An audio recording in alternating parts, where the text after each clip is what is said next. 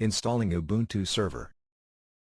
Topics that will be covered in this video are: installation source, creating the VM, installation process, and power on/power off. The first thing you want to do is download the Ubuntu desktop.iso image from the Ubuntu website. The ISO file image can be found on the Ubuntu website at https://ubuntu.com/download. Remember where you save the file. Once it starts to download, it will take it a while to finish. Be patient and remember the location where you save the file. You will need to know its location once you install VirtualBox. The next step is to download VirtualBox. VirtualBox is a powerful x86 and AMD 64/Intel 64 virtualization product for enterprise as well as home use. Not only is VirtualBox an extremely feature-rich, high-performance product for enterprise customers, it is also the only professional solution that is freely available as open-source software under the terms of the GNU General Public License, GPL, version 2. See about VirtualBox for an introduction.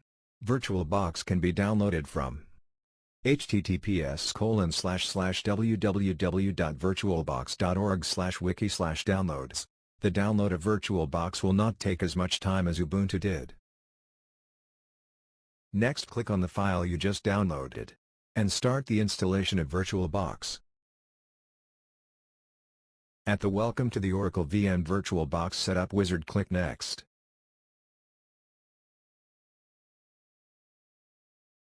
At the Custom Setup window, accept all the default. I like to change my installation path to another drive. You can too if you have plenty of room on an alternate drive than the path shows. Change the path if you desire and click OK to continue. Click Next to continue. In the Custom Setup window, select the options you want or accept the defaults. Click Next to continue. Read and accept the network warning. Click Install to have the Setup wizard install Oracle VM VirtualBox.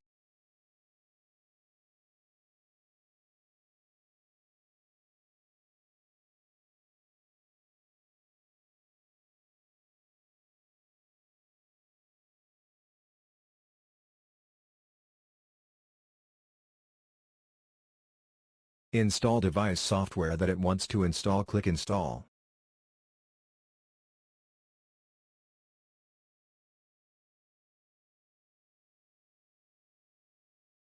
Click Finish and run VirtualBox. In the VirtualBox Manager, click New to create a new virtual machine.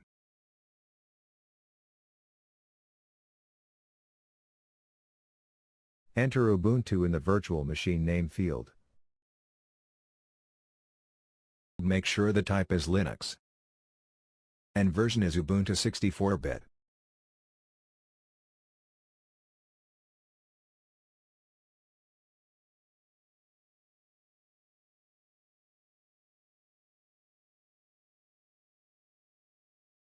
Next, adjust the memory size using the slider. Give it as much as possible without degrading the host system's performance. Just use the slider to increase or decrease how much you select. Remember, 1 GB is 1024, 2 GB is 2048. Create a dynamically allocated hard disk on your hard drive. This will save space on your drive and grow as you need it. Then choose a location and a size. Click Create.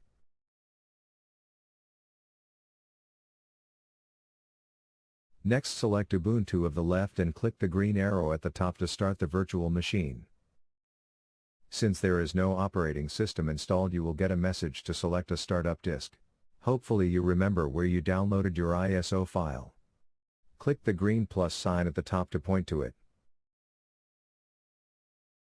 Select the ISO file and click Open. It should now be shown in the Optical Disk Selector window and in the Startup Disk window. You are now ready to install Ubuntu. Click Start. VirtualBox will start to boot off your ISO and Ubuntu will start installing.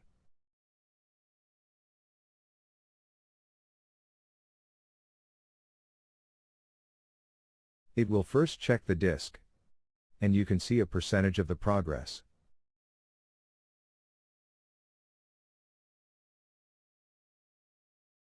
If it does not find any errors, it will continue the installation. You will see a spinning icon for a while. Please be patient.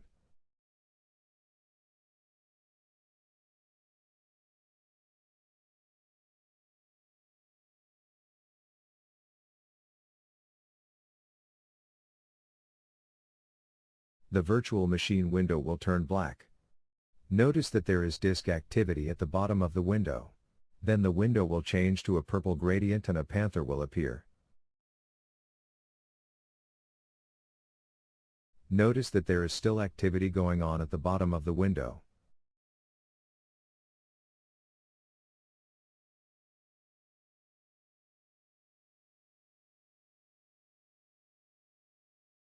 You will now come to the welcome window. You can choose your language.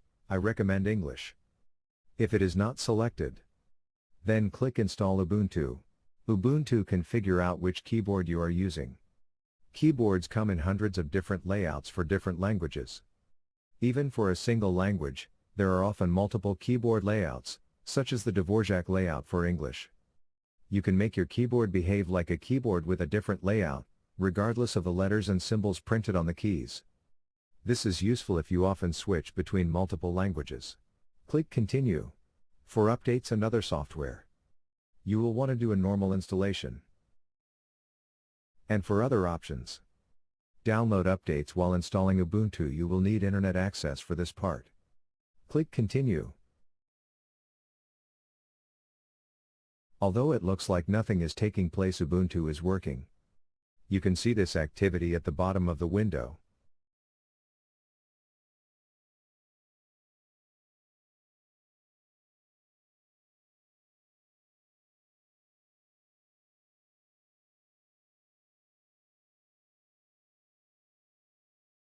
The next window you will come to will ask you what installation type you want to perform. Select Erase Disk and install Ubuntu. This is one reason why we might want to install Ubuntu in a virtual machine. Otherwise you could wipe out your hard drive. Click Install Now. If you are confident that you have chosen properly, click Continue to write the changes to the disks. Click Continue. Again, you will see activity at the bottom of the window. At the Where Are You prompt, enter your city or a major city that is in the same time zone as you. I picked Chicago, which is in the Central Time Zone.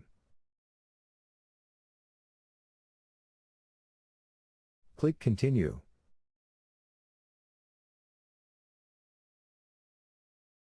At the Who Are You prompt, enter your name, pick a username. Enter a password and confirm your password. Click Continue.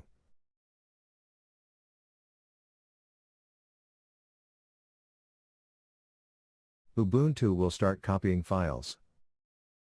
I will skip forward to save time on the video.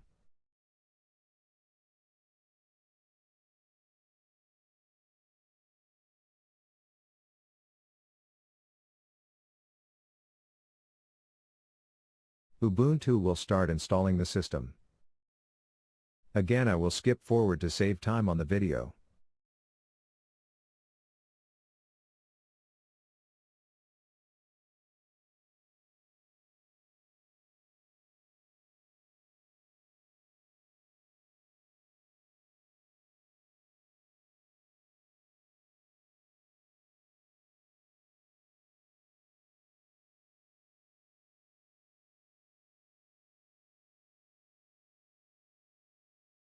Once you reach installation complete, click Restart Now.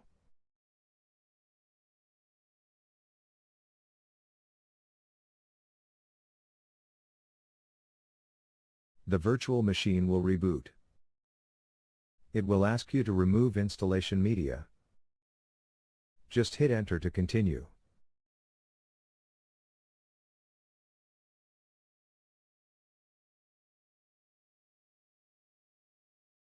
I am speeding the boot process up. Once you reach the login prompt, select your name and enter your password.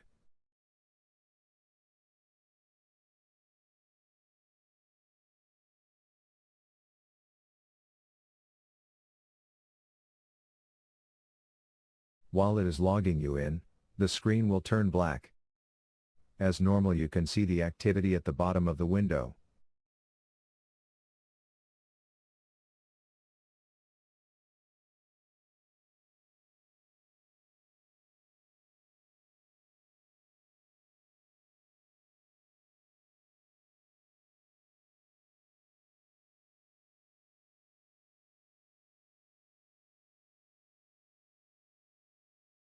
Ubuntu will give you the option to connect your online accounts next. Just click Skip in the upper right-hand corner to bypass this process. Live Patch applies updates that would normally require restarting. Click Next to continue.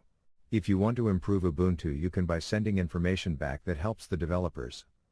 Note the first report and also note the legal notice. You can select No and opt out. In either case, click Next to continue. You can turn location services on. This feature allows applications to determine where you are located. Click Next to continue. You can use software to install applications like these. Look around the desktop and explore the graphical user interface. Click Done in the upper right corner. Click on various applications to launch them. Open up a browser and notice you can surf the web. When you are done looking around, shut Ubuntu down gracefully. To shut Ubuntu down, click in the upper right-hand corner. Then click on the Power Off/Logout option. Notice there are other options that you can drill down on. Click Power Off. Then Power Off again.